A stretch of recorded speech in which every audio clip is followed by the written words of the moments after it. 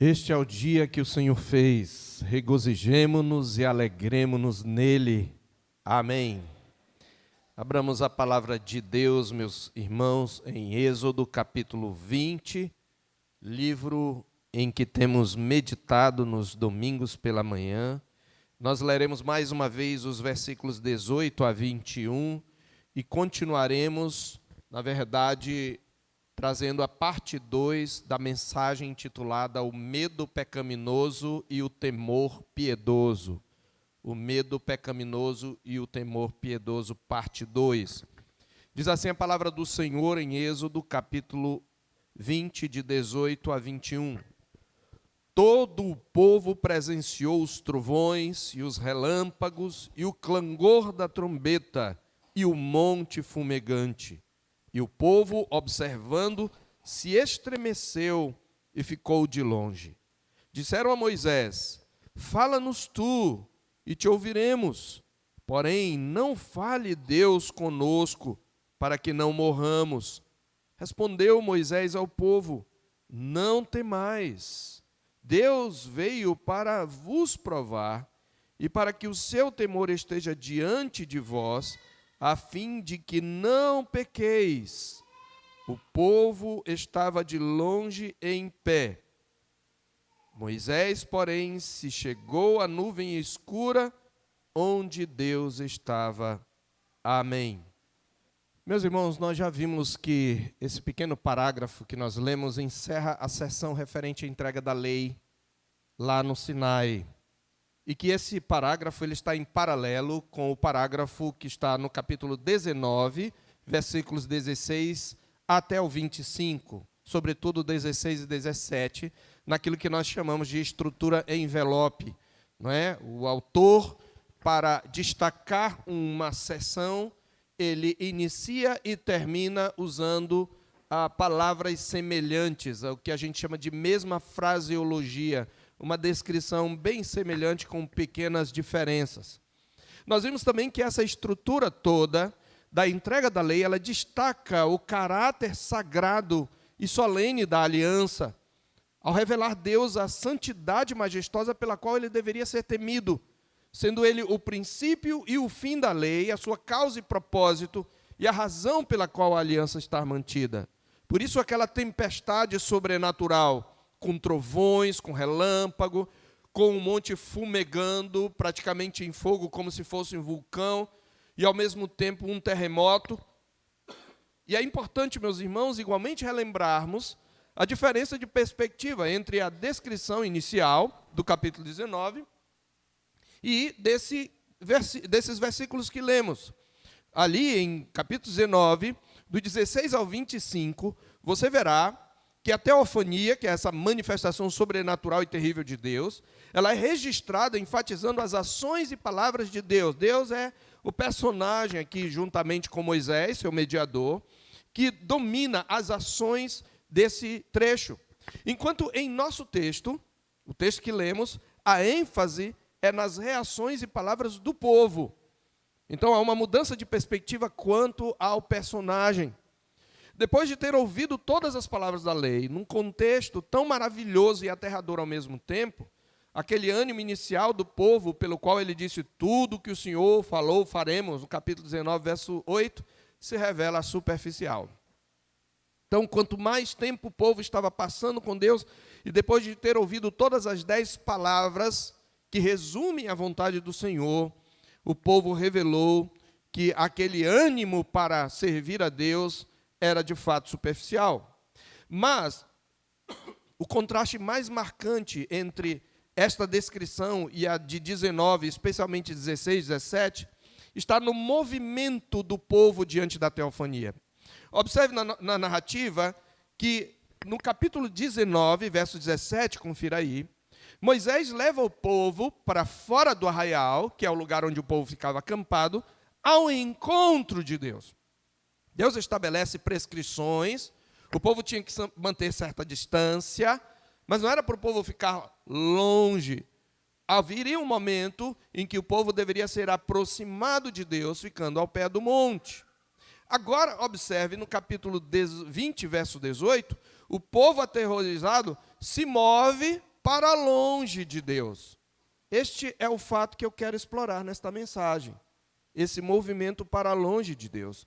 E comecemos lembrando-nos do que aprendemos na primeira parte. O que aprendemos? Primeiro, nós vimos na semana passada que todo o povo testemunhou a manifestação da santidade de Deus e ouviu cada palavra que Deus falou, as palavras da aliança. E como eu já ressaltei na mensagem anterior, essa seria a única ocasião em que o Senhor Deus falaria diretamente aos ouvidos de tão grande nuvem de testemunhas de uma só vez em toda a história de Israel e em toda a revelação bíblica. Nós vimos que essa experiência revela alguns atributos de Deus. Nós vimos que revela a sua fidelidade pactual, pela qual ele cumpriu todas as promessas feitas a Abraão. Lembra que há um artifício do narrador para ligar essa passagem com Gênesis 15, 18, onde Deus faz uma aliança e passa por entre aqueles pedaços, representado na tocha, que é a mesma palavra para relâmpagos, aqui no verso 18. Então Deus se revela como o Deus fiel que está cumprindo o pacto feito com Abraão. Deus revela também o seu poder sobre a criação, através daquela tempestade sobrenatural. Deus revela a sua santidade como fogo consumidor, e Deus grande e temível e terrível, que guarda que visita a iniquidade dos pais nos filhos e nos filhos dos filhos, até a terceira e quarta geração.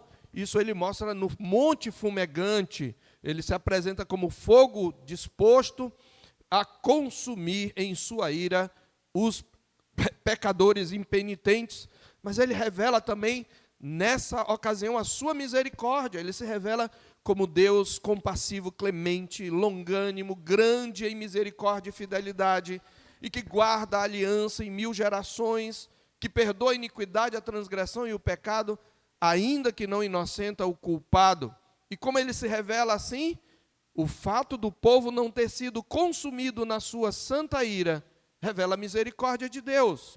O próprio povo reconhece isso em Deuteronômio 5, 24, e é importante que você abra em Deuteronômio 5, porque nós vamos explorar esse texto com a graça de Deus, porque ele é um texto paralelo, onde Moisés relembra o mesmo fato, só que há alguns outros detalhes que Moisés acrescenta nesse texto paralelo. Então nós vimos que o povo testemunhou a manifestação de Deus, viu nessa manifestação diversos atributos de Deus revelados visivelmente, audivelmente. Em segundo lugar, nós vimos que todo o povo estremeceu diante da santidade de Deus, como diz o verso 18, que o povo, depois de observando tudo isso, se estremeceu. Nós temos que lembrar que não é que o povo começou a observar agora. Você tem que entender que o autor está tratando, ele está fazendo uma narrativa em retrovisão. O que é retrovisão? Você tem um retrovisor, né, que é aquele espelho que você olha para trás. O narrador aqui, Moisés, está descrevendo a experiência do povo ao longo de toda essa manifestação. Desde que ele vê o monte fumegante, os trovões, os relâmpagos, essa tempestade sobrenatural, o terremoto. Depois ele vai ouvindo as palavras: eu sou o Senhor teu Deus, a voz como de muitas águas, que te tirou da terra do Egito, da casa da servidão. Não terás outros deuses diante de mim. Ele ouve o próprio Deus de maneira terrível falar: não farás para ti imagem de escultura, nem semelhança alguma do que há em cima nos céus. E o coração do povo vai se estremecendo. Nem no que há debaixo da terra não as adorarás, nem lhes darás culto, porque eu sou o Senhor teu Deus, Deus zeloso, que visito a iniquidade dos pais nos filhos, até a terceira e quarta geração daqueles que me aborrecem, e faço misericórdia até 1000 gerações daqueles que guardam os meus mandamentos. Não tomarás o nome do Senhor teu Deus em vão, porque o Senhor não terá por inocente o que tomar seu nome em vão. Veja, é Deus que está falando. Lembra-te do dia de sábado para o santificar. 6 dias trabalharás e farás toda a tua obra. Mas o 7º dia é o sábado do Senhor teu Deus. Não farás nenhuma obra, nenhum trabalho, nem tu, nem teu filho, nem tua filha, nem o teu servo, nem tua serva, nem o teu boi, nem o teu jumento.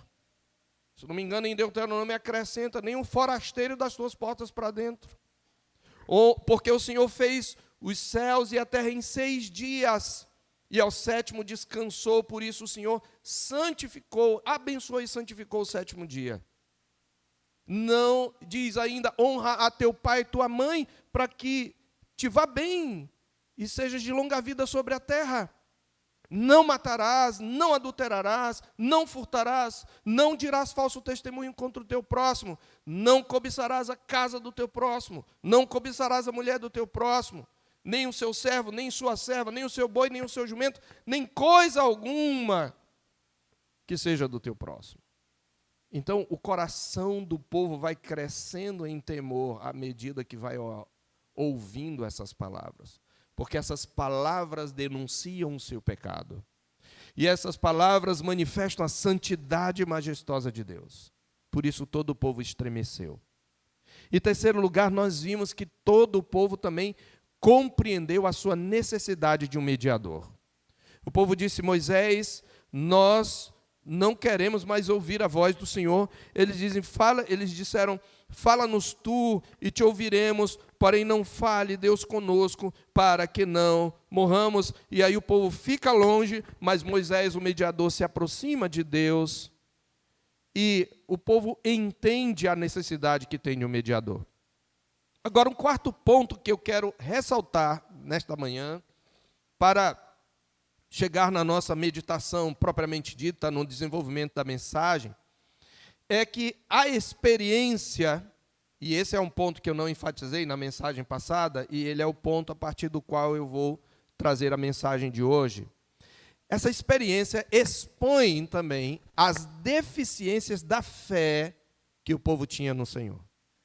O Senhor não só se revela como Deus Santo, mas Deus revela também as deficiências da fé que aquele povo tinha no Senhor. Veja, em algum nível, o povo demonstrou uma percepção correta acerca de quem era Deus e da posição deles diante do Senhor e da necessidade de um mediador.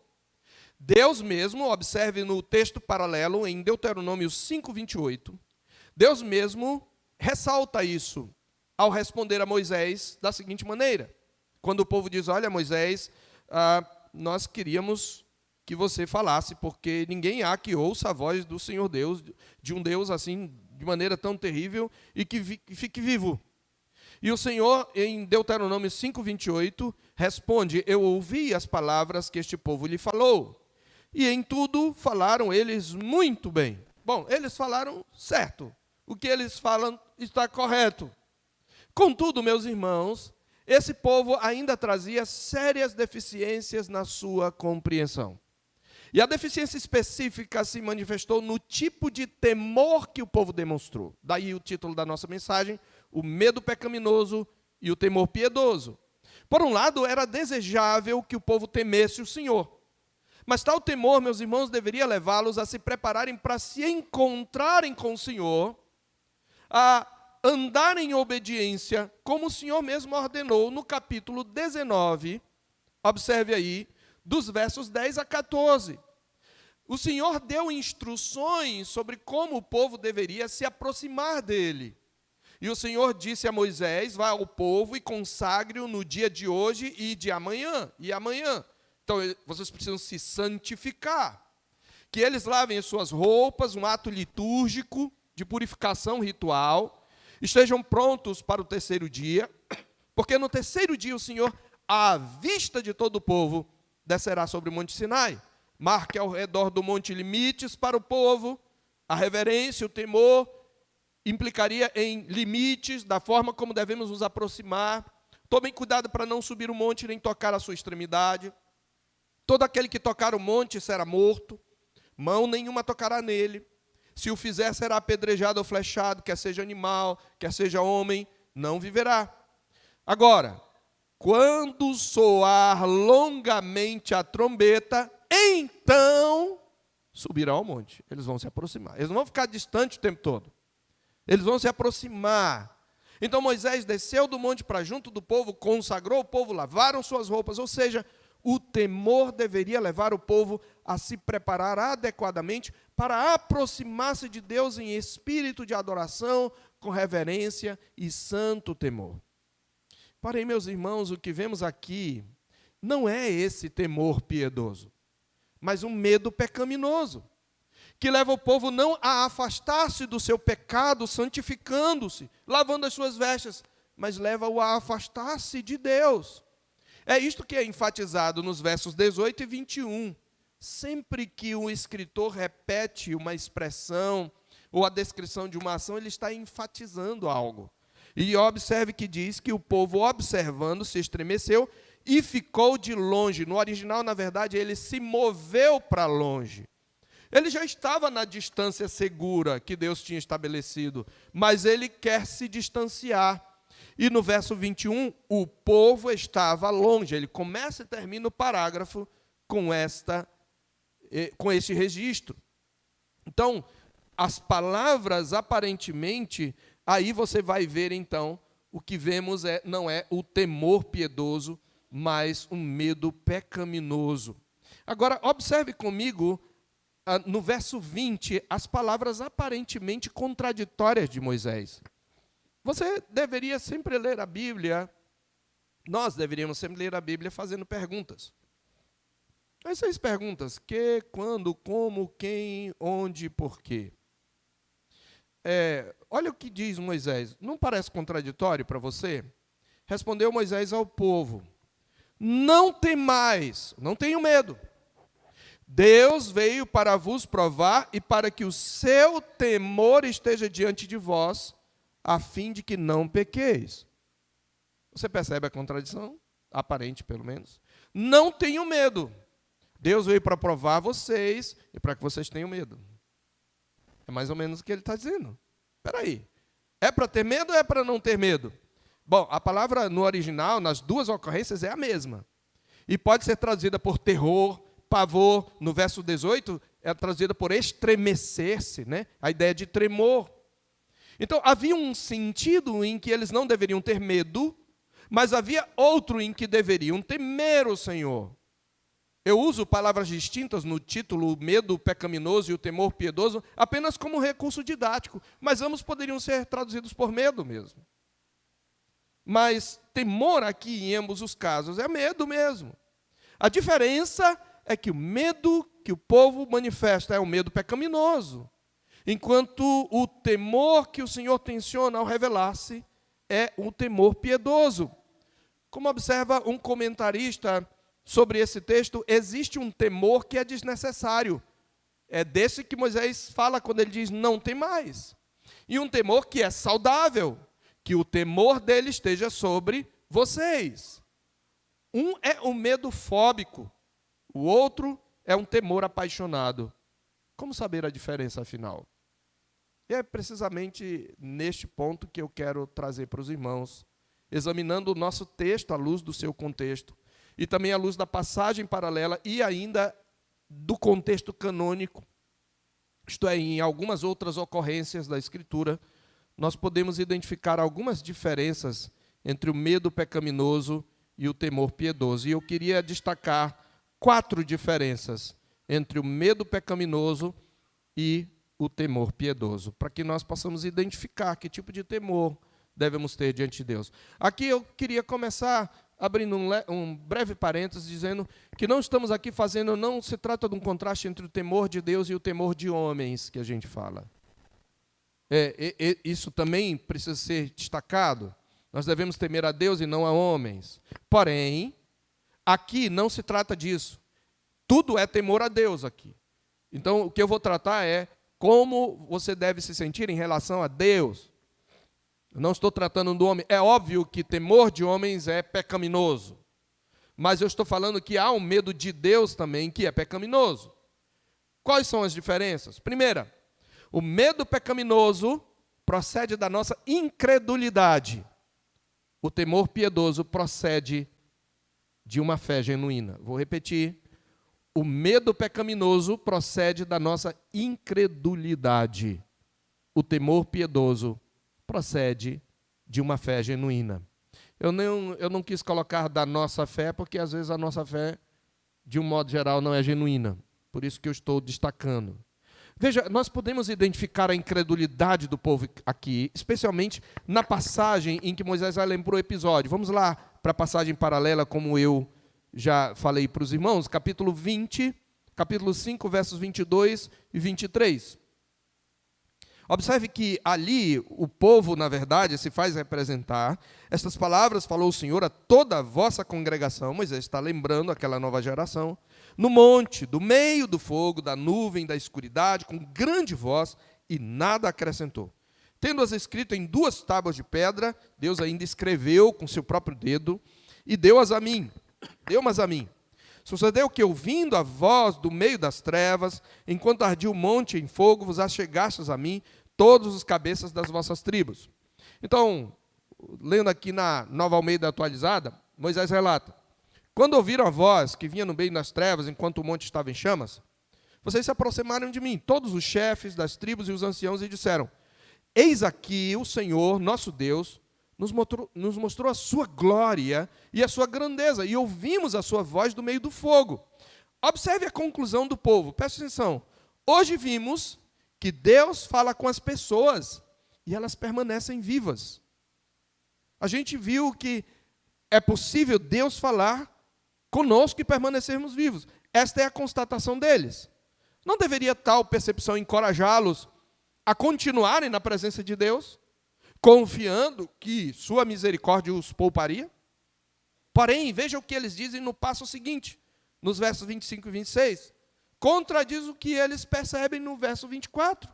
Agora, pois, por que morreríamos? Eles acabaram de constatar que Deus fala ao homem e este permanece vivo, mas eles têm medo que Deus os mate.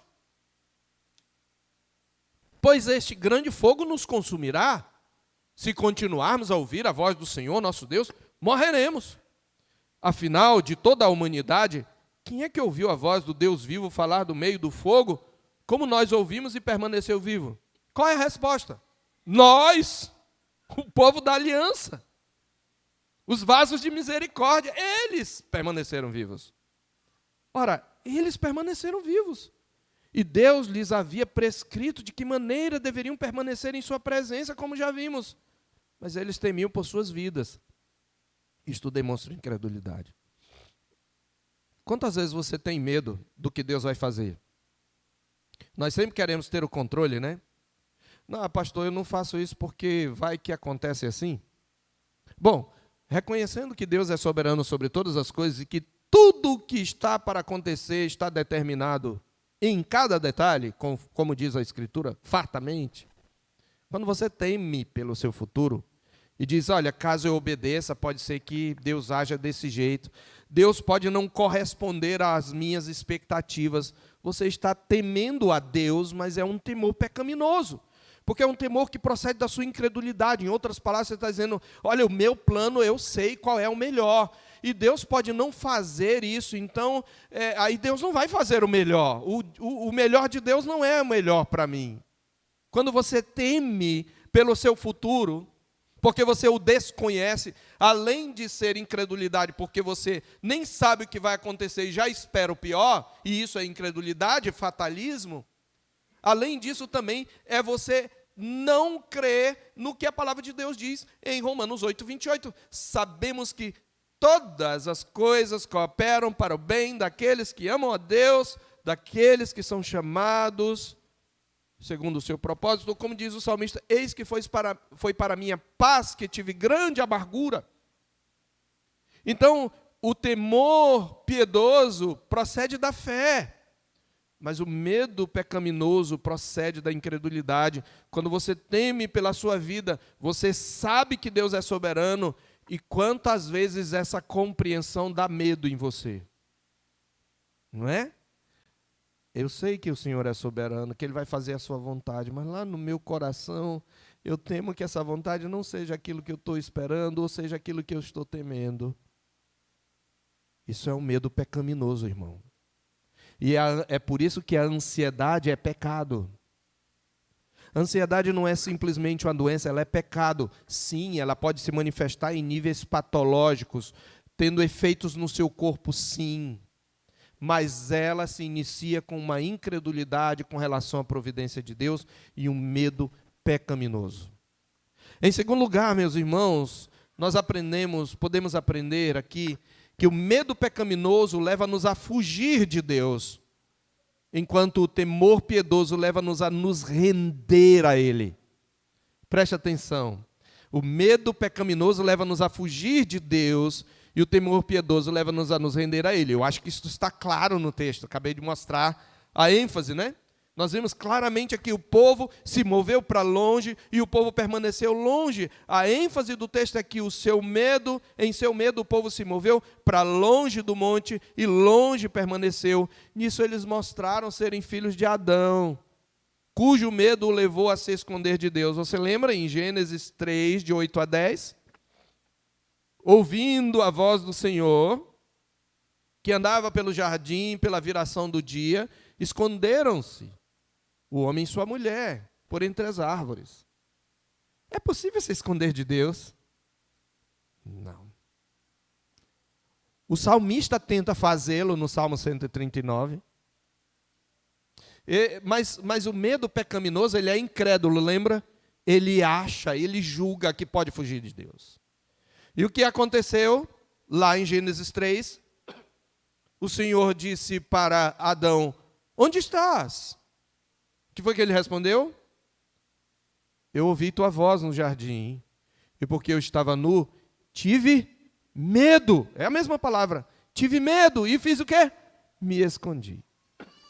É isso que faz o medo pecaminoso. Mas o temor piedoso, meus irmãos, é como aquele demonstrado pela mulher com fluxo de sangue que foi curada por Jesus, lembra? Em uma das passagens que narra isso nos evangelhos sinóticos, nós temos Marcos 5,33, principalmente para que você anote. É um exemplo de temor piedoso. Marcos 5,33, você lembra? Ela quis secretamente, porque estava impura, não podia nem estar ali no meio da multidão, tocar na orla da veste de Jesus, e Jesus para e diz: quem me tocou? E aí os discípulos dizem: a multidão está pressionando, está perguntando quem tocou, olha esse povo aí, não tem como saber. Eu senti que de mim saiu poder, e ele olha ao redor, e olha o que diz o verso 33, então a mulher, amedrontada e trêmula, ciente do que lhe havia acontecido, fez o quê? Correu. Não. Veio, prostrou-se diante de Jesus e declarou-lhe toda a verdade. É isso que faz o temor piedoso. Lembra de Pedro na pesca maravilhosa em Lucas 5? Pedro diz até assim: Senhor, retira-te de mim, mas ele não foge do Senhor. Ele se rende ao Senhor e só diz assim: afasta-te tu de mim, porque eu sou pecador, não sou digno de estar na tua presença. Mas é uma rendição. Na verdade, o temor piedoso é aquele que descobre: para onde fugirei do teu espírito? Para onde me ausentarei do teu espírito? Para onde fugirei da tua face? Se subo aos céus, lá estás. Se faço a minha cama no Sheol, na sepultura, lá estás também. Se eu tomo as asas da alvorada e me detenho nos confins dos mares, ainda lá me haverá de guiar a tua mão, e a tua destra me susterá. Se eu digo as trevas, com efeito, me serão escuras, as trevas e a luz são a mesma coisa, até as trevas não te serão escuras, as trevas e a luz são a mesma coisa. Porque tu formaste o meu interior. É assim que diz o temor piedoso. Eu estou trêmulo, mas eu nem tento fugir, porque eu sei que eu não posso. Eu me rendo a Ele, eu reconheço que eu sou indigno dEle, mas eu reconheço que aquele que é o meu terror, também é o meu louvor. É isso que o temor piedoso é. E, meus irmãos, quantas vezes nós tentamos fugir de Deus? Uma das formas de fugirmos de Deus é quando nós pecamos, nós abafamos a voz da própria consciência. Sabe por que Deus está na tua consciência? Deus fez a tua consciência para ser um tribunal. E é por isso que nós somos carregados de culpa. E nós temos hoje muitos psicólogos para dizer que a culpa, o sentimento é ruim. E ele te ensina a te livrar do sentimento de culpa. Ele te ensina a destruir o tribunal. Mas não é isso que devemos fazer. O que devemos fazer é reconhecer que o tribunal da consciência pode ser um instrumento de Deus. É claro que ele precisa ser adequado à palavra de Deus, mas muitas vezes nós abafamos a voz da consciência, racionalizando. Eu fiz isso porque eu fui forçado, eu fiz isso porque ele sempre faz assim, se eu fizer diferente. Eu agi assim porque eu comi muito chocolate quando era criança, então eu fiquei meio elétrico. E a gente dá uma série de desculpas, e essa é uma forma, são formas de fugirmos de Deus. Mas o temor piedoso se rende a Ele. Em terceiro lugar, o medo pecaminoso leva-nos a pecar, obviamente.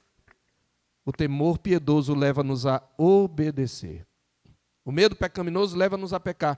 O que é que você faz quando você fica com medo, quando você peca, e ele é pecaminoso? Você tenta esconder seu pecado, aí você comete mais pecado para esconder seu pecado. Você mente, você engana, né? Faz escondido. Mas o temor piedoso, ele nos leva a obedecer. É isso que Moisés fala no verso 20, observe, não temais. Deus veio para vos provar e para que o seu temor esteja diante de vós, com que objetivo? A fim de que não pequeis. E em Deuteronômio 5:29, olha o que o Senhor diz, é praticamente um desabafo do Senhor. Em Deuteronômio 5:29 ele diz assim, veja, o povo está com medo, mas o Senhor diz, quem dera que esse medo fosse um temor piedoso. Quem dera que eles tivessem tal coração, que me temessem e guardassem em todo o tempo todos os meus mandamentos, para que bem lhes fosse a eles e a seus filhos para sempre. O medo pecaminoso, meus irmãos, nos induz ao pecado, porque nós somos por ele assaltados quando ficamos emocionalmente dominados por ele. O medo pecaminoso é profundamente emocional. Diferentemente, embora envolva os afetos, o temor piedoso atua no âmbito da vontade. Certo comentarista pergunta, será que eles permitirão que o seu temor transmigre do reino das emoções para o reino da vontade? Yahvé quer descobrir se eles responderão ao fenômeno de modo reverentemente apropriado. O temor piedoso é a reverência que inspira a obediência. Então, nós precisamos cultivar esse tipo de temor. Em quarto e último lugar, o medo pecaminoso é o contrário do amor a Deus. O temor piedoso é uma expressão desse amor. Tem gente que diz, não, Deus não quer que a gente tema Ele, Deus não quer que a gente tenha medo, Deus quer que a gente ame.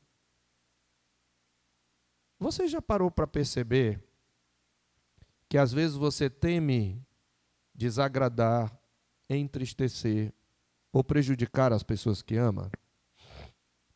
Não é medo que você sente? Você tem um filhinho no colo e você morre de medo de derrubá-lo? É um temor em referência ao seu filho. É claro que não é que nós devemos temer machucar a Deus, mas nós o amamos.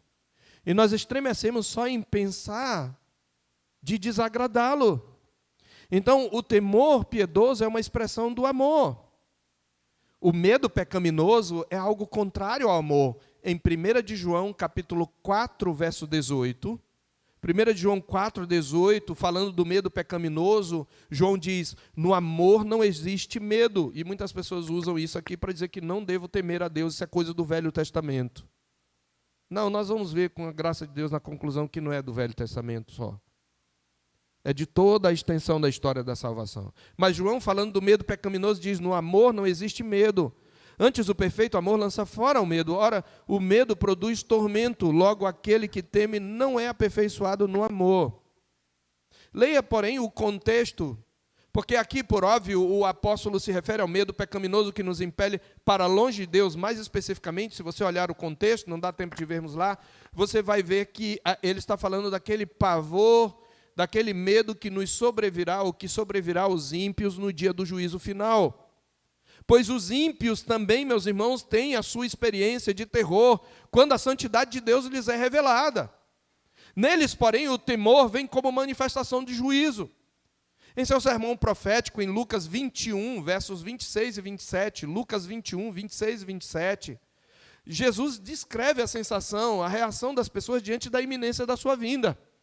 Os fenômenos que vão ser muito semelhantes e até piores ao do Sinai, porque ali acontecia só circunscrito ao Sinai. Aqui, essa teofania vai acontecer em todo o mundo, em todo o planeta.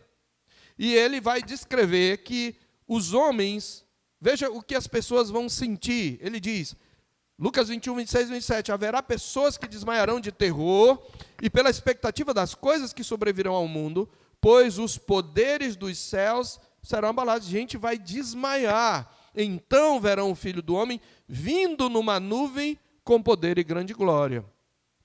Mas nesse dia nós não temeremos. Nos versículos seguintes, Jesus diz, ao começar a acontecer essas coisas, erguei a vossa cabeça, exultai, porque a vossa redenção se aproxima.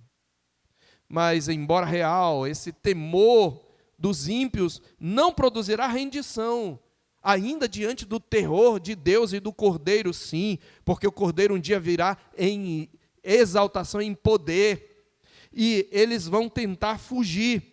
Observe o que está escrito em Apocalipse 6, de 12 a 17. Apocalipse 6, de 12 a 17, está escrito, quando quando o Cordeiro quebrou o sexto selo. Houve um grande terremoto. O Senhor se tornou negro como um pano de saco feito de crina de cavalo, crina preta. A lua ficou toda vermelha como sangue. As estrelas do céu caíram sobre a terra, como a figueira deixa cair os seus figos verdes quando sacudida por um vento forte. E o céu recolheu-se como um pergaminho quando se enrola. Então todos os montes e as ilhas, não foi só o Monte Sinai, não vai ser só o Monte Sinai, foram movidos do seu lugar os reis da terra. Agora o que fazem os ímpios? Os reis da terra, os grandes, os comandantes, os ricos, os poderosos, e todo escravo, e todo livre, pobre, rico, não tem nenhuma exceção entre os ímpios. O que eles fizeram?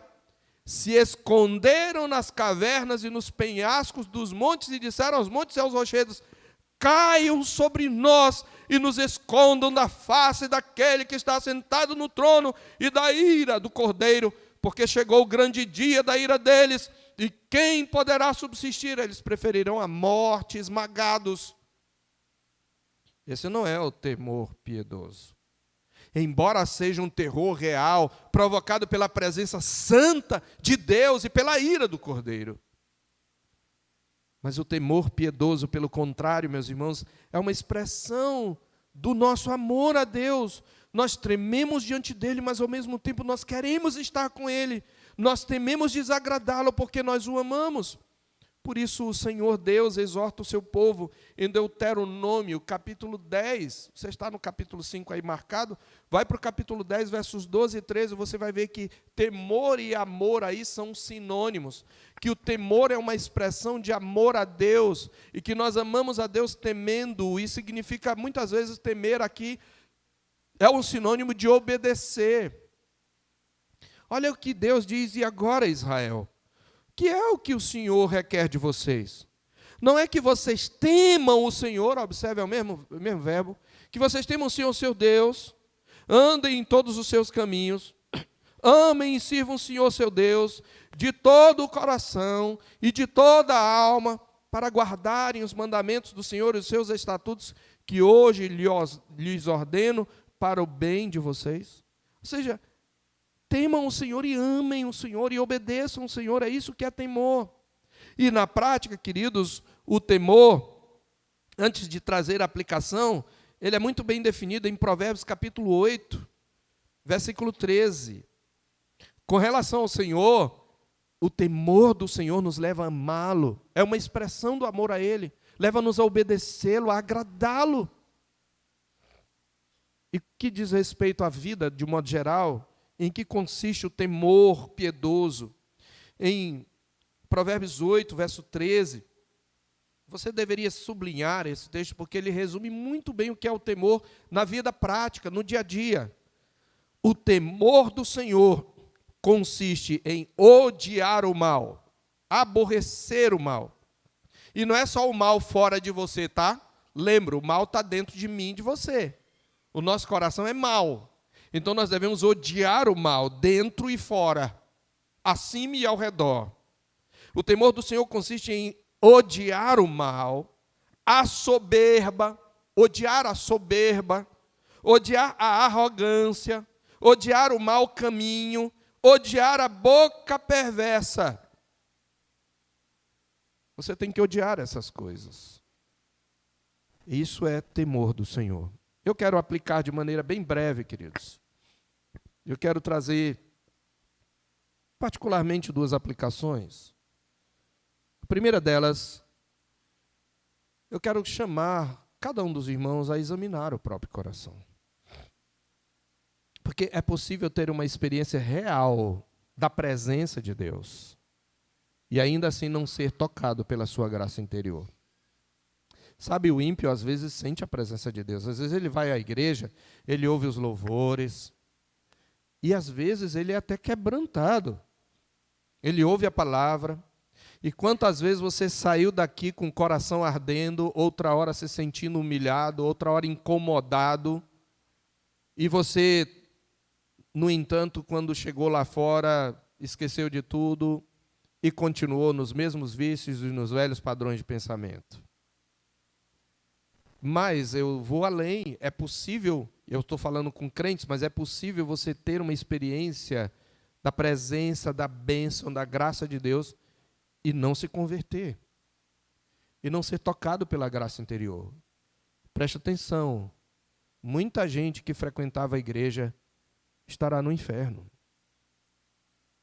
Gente que experimentou a presença de Deus, a graça de Deus, que testemunhou, assim como aqui, Paulo fala lá em 1 Coríntios 10, se você quiser abrir lá, a partir do verso 1, ele vai exatamente falar que esse povo teve experiência sobrenatural da graça, mas a maioria deles ficou prostrado no deserto. Está lá em 1 Coríntios 10. Ora, irmãos, não quero que ignoreis que nossos pais todos, observe a ênfase na palavra todos, todos estiveram sob a nuvem, todos passaram pelo mar, tendo sido todos batizados, tanto na nuvem como no mar, com respeito a Moisés, todos eles comeram de um só manjar espiritual e beberam de uma pedra espiritual que os seguia, e a pedra era Cristo.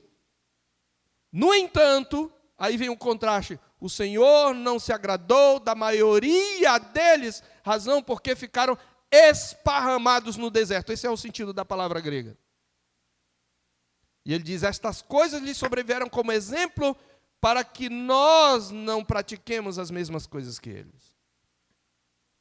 Então, meus irmãos, é por isso que nós fazemos bem em praticar continuamente a autoconfrontação para verificar se temos em nós o temor piedoso que é característico daqueles em quem Cristo habita. Como Paulo exorta em 2 aos Coríntios 13, 5.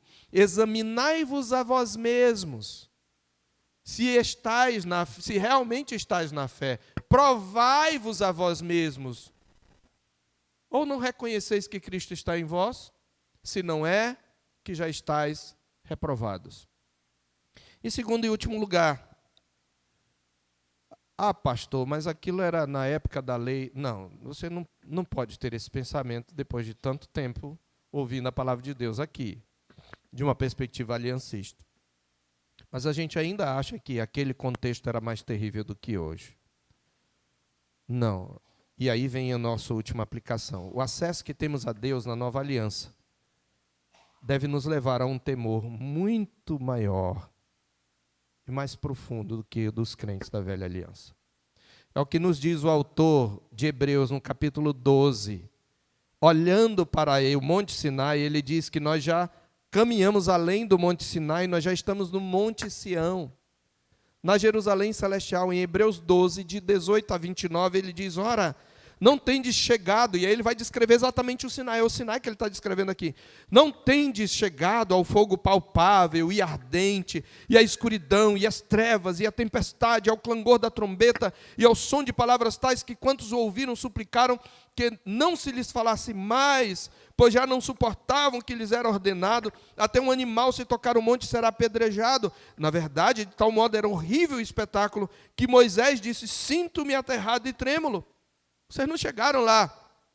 seja, não estão mais na metade do caminho. Ele diz, mas tende chegado ao Monte Sião. A igreja reunida é o Monte Sião, a cidade do Deus vivo, a Jerusalém celestial, e a incontáveis hostes de anjos, e a universal assembleia, e a igreja dos primogênitos arrolados nos céus, e a Deus, o juiz de todos, e aos espíritos dos justos aperfeiçoados, e a Jesus, mediador da nova aliança, e ao sangue da aspersão, que fala coisas superiores ao que fala o próprio Abel. Por isso ele diz, tende cuidado, irmãos, não recuseis ao que fala, pois se aqueles que não ouviram quem os advertia divinamente da terra, Moisés, não escaparam, quanto mais nós, que hoje estamos ouvindo o próprio Cristo exaltado nos falar pela Escritura. Por isso ele termina dizendo, no verso 28, por isso, recebendo nós um reino inabalável, retenhamos a graça pela qual sirvamos a Deus de modo agradável, com reverência e santo temor, porque nosso Deus é fogo consumidor. Hoje deveríamos temer mais, o que significa que devemos amar mais, obedecer mais, odiar mais o mal. Que o Senhor Deus aplique a sua palavra e nos encha de um santo e piedoso temor. Que a graça do nosso Senhor e Salvador Jesus Cristo, amor sacrificial de Deus, o nosso Pai, e a comunhão consoladora do Espírito seja conosco e com todo o povo de Deus, agora e para sempre. Amém.